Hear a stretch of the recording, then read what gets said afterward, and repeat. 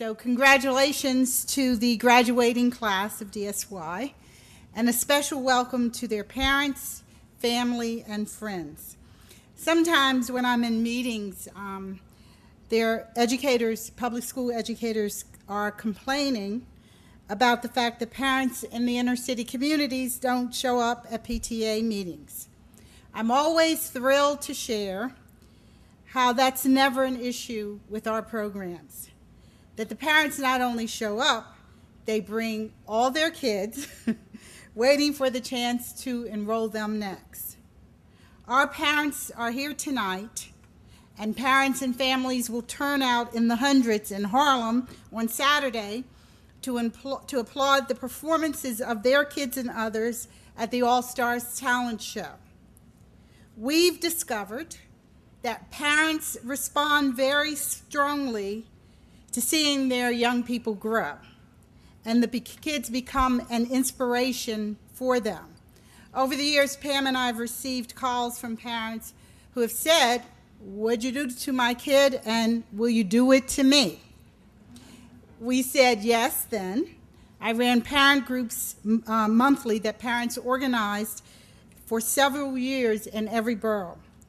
And we said yes again in September of last year when we had our first opening day for UX, a university-style institution which provides free classes and developmental opportunities for people of all ages. It's our belief that you cannot grow young people from our communities unless the parents grow and the city grows.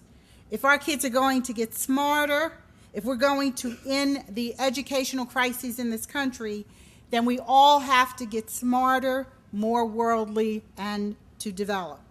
So congratulations to our parents.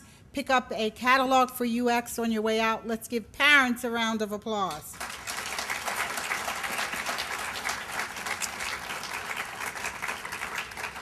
I grew up poor in Chester, Pennsylvania in the 1960s. I was the first in my family to go to college, and I never, ever told anybody that I was planning to go. I was so afraid that it would sound to people like I'm going to Hollywood or something. It was so outside of the realm of what I thought was possible. I thought it never would happen. But it did happen for reasons that were bigger than me and my family and my town, because I grew up in the midst of the civil rights and Black Power movements. It's a moment when the doors were opening up for African Americans in ways that never had happened before. It was a moment of possibilities. That moment ended somewhat abruptly in the 1970s during the cutbacks and conservatism. I had expected that my nieces and nephews and young cousins would follow me, but they didn't. And I watched their agony, their failure, their despair, and their sadness, and it literally broke my heart. I realized there were millions of people, young and not so young, who had not been able to make it out of poverty. I took that very seriously. I went looking for people who were interested in completing Dr. King's dream. I met Dr. Fred Newman, co-founder of the All-Stars. I rolled up my sleeves and I went to work. And it's been a real honor and privilege. Couldn't have found a better way to spend my life. Our guest speaker tonight is someone who has dedicated his life to completing Dr. King's dream. Attorney Zachary Carter also came of age in the 1960s. He graduated from Cornell University in 1972, and like many of us of that era, shaped his commitment to activism and being involved in what goes on in this country. He received his law degree from NYU School of Law in 1975. Zach is currently at Dorsey and Whitney LLP, where he's a partner and head of the trial group, as well as co-chair of the firm's white-collar crime and civil fraud service. He served as United States Attorney for the Eastern District of New York from 1993 to 1999, and as the United States Attorney for one of the largest federal districts in the United States. His tenure was noted for numerous prosecutions of national significance, including the successful civil rights prosecution of New York City police officers for the torture of Haitian immigrant Abner Louima.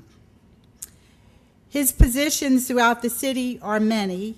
They include chairman of the New York City Mayor's Committee on the Judiciary, as well as a member of the Board of Directors of the John Jay School of the Criminal Justice Foundation. One other position that I want to share is that he serves as chairman of the Board of Hale House, a Harlem charity which was started by Clara Hale in 1969 that now provides social services to children and homeless families.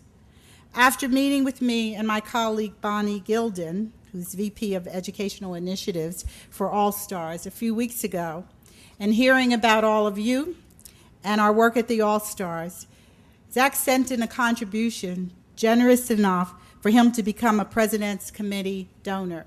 He invested in you. Zach is married and lives in New Rochelle, and his daughter is graduating high school this year and going off to college. One of my duties at the All Stars is to find people in our city the best at what they do and introduce them to our kids, our parents, and our communities. Tonight, it's my privilege to introduce one of our very best, Attorney Zachary Carter. Let's welcome him.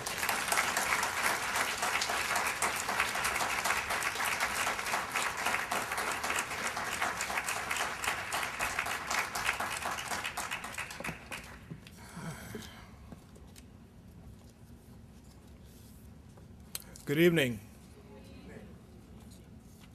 You can speak louder than that. Good evening. Great. It really is a privilege to be here this evening to join in honoring all of you who have graduated from the Development School for Youth.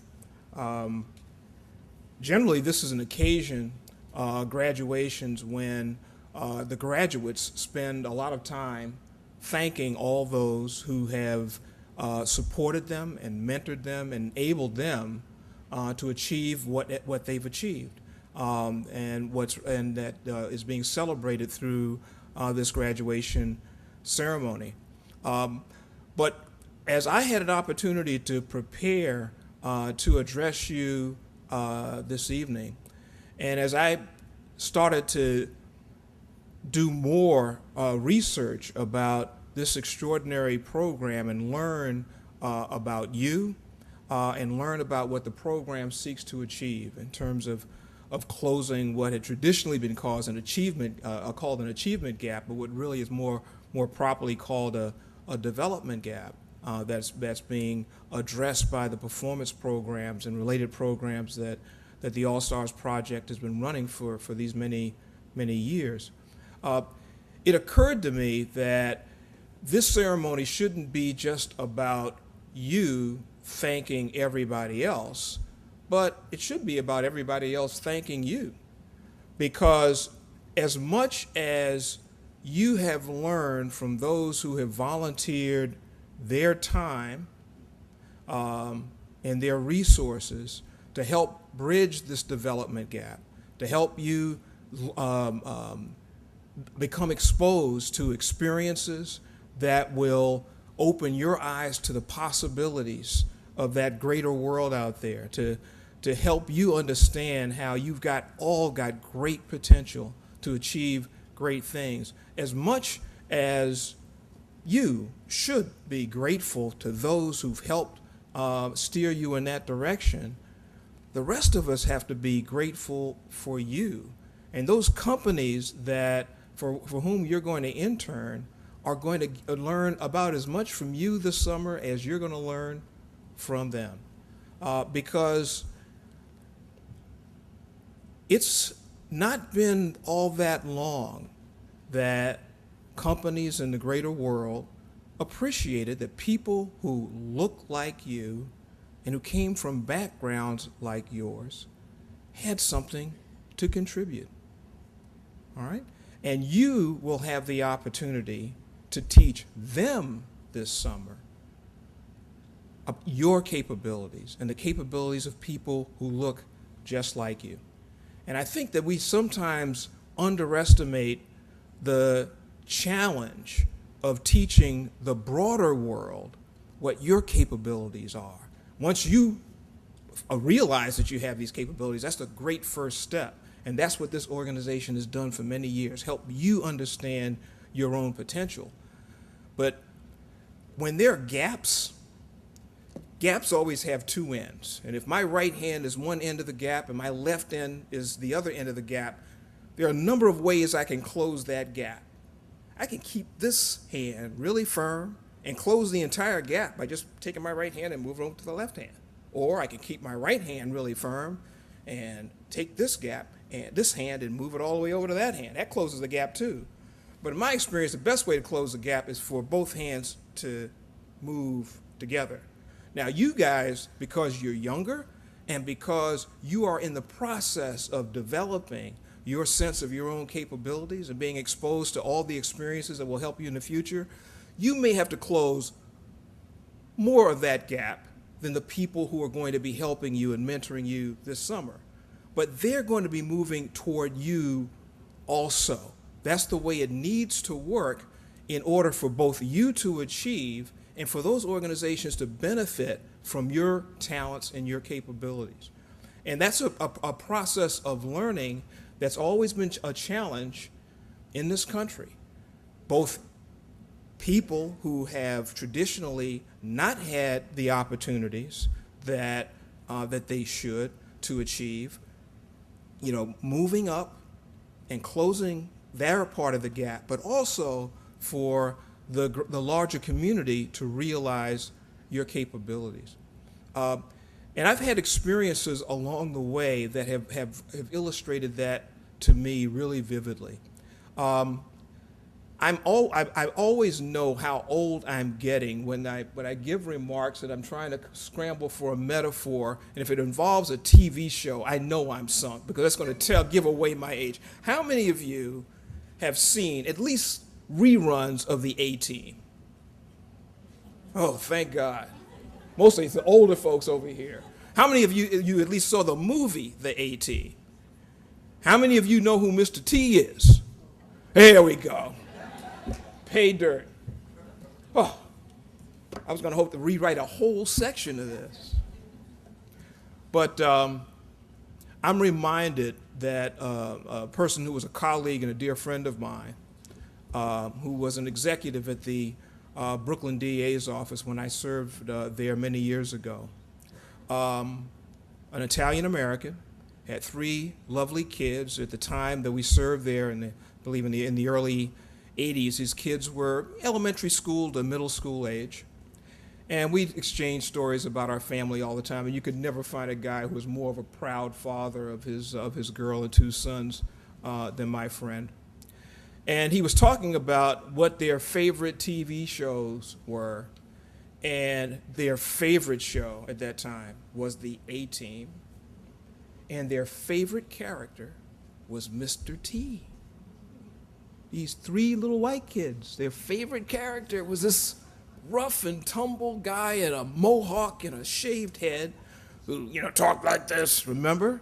In the chain, you got it, in the chains, wearing them down. You had to be strong just to walk around with the chains, right? And it occurred to me that there would be some people who were African American who would feel mildly insulted by that. They would rather think that his kids loved Bill Cosby than loved Mr. T. But what occurred to me was, now how many people, now I want you to be honest. How many people, and I'm going to raise my hand too, how many people have folks in your family who remind you of Mr. T? Got that crazy uncle, cousin, grandpa, maybe, right? Walk, talk, sound like Mr. T. Just because of where we are in our history, in my view, there are more people, more men in our inner city communities who look and sound like Mr. T than look and sound like Mr. Chips or like Bill Cosby. And it occurred to me that the fact that my friend had 3 kids who were going to grow up believing that when they saw someone who looked like Mr. T, they looked past the exterior, they looked past the way he talked, and saw a guy with a big heart who was a gentle soul and a decent man, and that they could embrace him. And that was an extremely important thing, you know, because all of us tend to be attracted to people who remind us of us, because most of the time we are our favorite person. That person you look at in the mirror in the day, I like that person. Anybody who looks and sounds like that person is pretty cool. All right? Now, the way things are, you know, many of the businesses that, you know, you will have an opportunity to work at both in your internship and in the future are not necessarily going to be run like people who look like you, and the people who are going to be key decision makers are not necessarily going to be people who look like you. But it's going to become important that key decision makers in these organizations are exposed to people like you and come to understand that someone who looks like you can be a valuable addition to their organization. So you're going to get an opportunity to learn from them, but they'll also get an opportunity to learn from their exposure to you, so that gap gets closed from both directions. All right, and that's very important. Now, you should never be discouraged by the fact that in this broader world there are going to be some people who are going to have to get used to you. All right, because no matter what you achieve in this world, the reality is that there's work that's going to have to be done in order to get people used to the fact that people who look different from them are people who can achieve equally. I mean, even when you become president of the United States, you get a Harvard law degree and you're president of the Harvard Law Review. Every once in a while, somebody may want to check your creds. You know? So that never really necessarily goes away, but you shouldn't be discouraged by it. You should just consider it to be one of those challenges that you are certain to overcome, just as our president has. All right, so you, I think, have an opportunity to teach and inspire the rest of us, you know, through what you've achieved already and what you're going to achieve in the future. And I know that you're going to make all of us proud. I know you're going to make your families proud and those who've supported you proud. And you're going to make, in the corniest sense of this world, a better place, because there's going to be an understanding of what your place is in it. So thank you for this opportunity for me to learn about you and to learn from you.